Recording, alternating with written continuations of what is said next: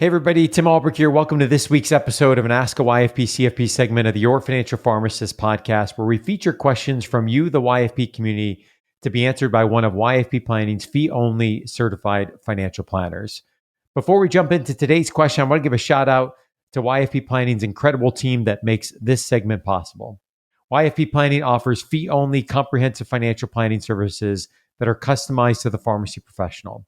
You can learn more and book a free discovery call by visiting yfpplanning.com.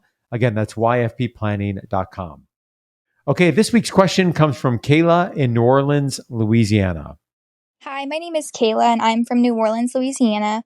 With the possibility of some student loan cancellation under the current administration, what are your thoughts on refinancing the higher interest federal student loans and leaving some of the lower interest loans in the federal system?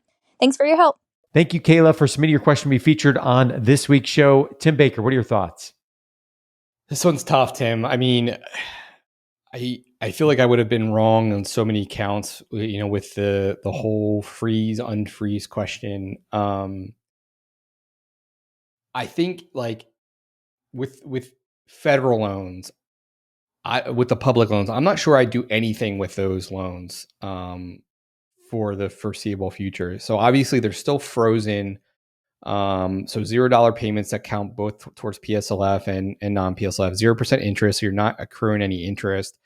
I think there's a chance that the freeze could be extended again due to the timing of the election cycle. So we don't even know if they're going to come out of the freeze when the government has said, and that's been, a repeatable thing, for a while. So, if they're all federal, I probably would just sit tight and probably look at other areas of the financial plan, whether that's savings, whether that's investment. Those would be the two things.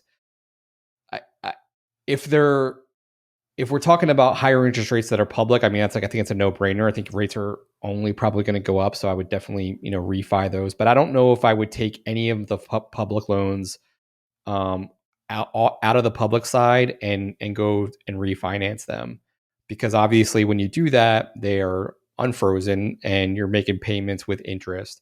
Now, I think the risk that we run, Tim, is that right now, when I look at refi rates for loans, they're anywhere from 2.5% to 8%. I think I saw one at 2.29, but generally they're about 2.5% to 8%. So the risk that we run is that if rates continue to rise and then the freeze unfreezes, could it be that your rate would be closer to 4 to 10%? And, who knows? I think I would probably, again, all things being equal and me just thinking out loud here, I think I'd probably still rather deploy those frozen student loan payments elsewhere.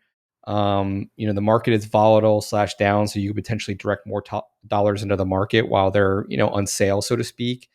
You could play it safer and you could basically direct that into a high yield savings account that's, earning 0.75% to kind of hedge against rising rates. So you stick that money, and then, when you make the decision to refi, have a little bit of cash there. But I just think that, the thing that we need here is information, and we don't know what the future is going to hold. So I think, is there a chance that the Biden administration could do mass forgiveness? I don't know. I mean, I keep hearing $10,000 across the board. I know there was a big news story that for a particular school that was predatory with their loans, they think cleared that debt.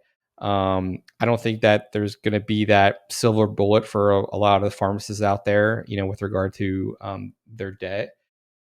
But, I think $0 payments, $0 interest, that's a beautiful thing to have, because it's buying you time to potentially, patch or build up the foundation of the financial house somewhere else.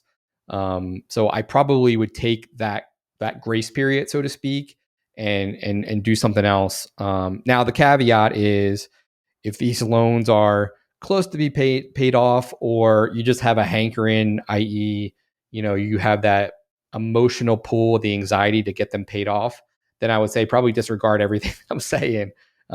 because at that point it's less about the mathematics and more about the emotion. Mm-hmm. But by and large, I would probably, do what the government has done with this decision and just kick the can down the road a little bit and focus on other areas of the financial plan.